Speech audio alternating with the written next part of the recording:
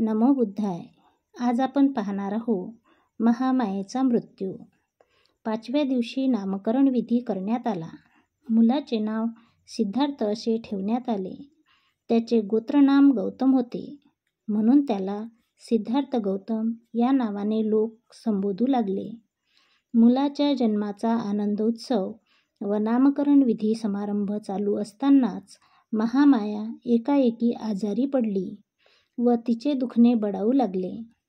आपला अंतकाळ जवळ आला आहे असे ओळखून तिने राजा शुद्धोधनाला व प्रजापतीला आपल्या रुग्णशय्येजवळ बोलविले आणि म्हटले, माझ्या मुलाबद्दल असित मुनीने जे भविष्य वर्तविले आहे ते खरे होईल याचा मला विश्वास वाटत आहे. मला दुःख एवढंच वाटतं की ते खरं ठरलेलं पाहण्यासाठी मी जिवंत राहणार नाही. माझं बाळ आता लवकरच मातृहीन होईल, परंतु माझ्या मागे माझ्या मुलाचे काळजीपूर्वक लालनपालन होईल किंवा नाही व त्याच्या भवितव्याला अनुलक्षून त्याची योग्य प्रकारे जोपासना केली जाईल किंवा नाही याबद्दल मला मुळीच चिंता वाटत नाही.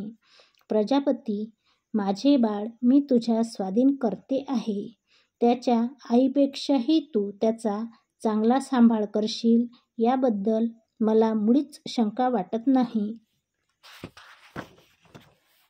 आता कष्टी होऊ नका. मला इहलोक सोडण्याची आज्ञा द्या.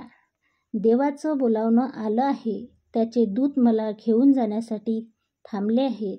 असे म्हणून महामायेने प्राण सोडला. शुद्धोधन व प्रजापती या दोघांनाही दुःखावेग अनावर झाला व त्यांनी रडून आक्रोश केला. सिद्धार्थाच्या मातेचे देहावसान झाले तेव्हा तो अवघा 7 दिवसाचा होता. सिद्धार्थाचा नंद नावाचा एक धाकटा भाऊ होता. शुद्धोधनाचा महाप्रजापतीपासून झालेला तो पुत्र होता. सिद्धार्थाला याशिवाय अनेक चुलत भाऊ होते. महानाम व अनिरुद्ध हे त्याच्या चुलता शुक्लोधन याचे पुत्र. आनंद हा त्याचा चुलता. अमितोदन याचा पुत्र व देवदत्त हा त्याची मावशी अमिता हिचा पुत्र होत. महानाम हा सिद्धार्थापेक्षा वयाने वडील होता व आनंद हा लहान होता. त्याच्या सोबतीत सिद्धार्थ लहानाचा मोठा झाला. अशा प्रकारे आपण महामायेचा मृत्यू बघितलेला आहे. तर पुढच्या पाठात आपण सिद्धार्थाचे बालपण आणि शिक्षण बघणार आहोत. तोपर्यंत आपण थांबूया. नमो बुद्धाय. जय भीम.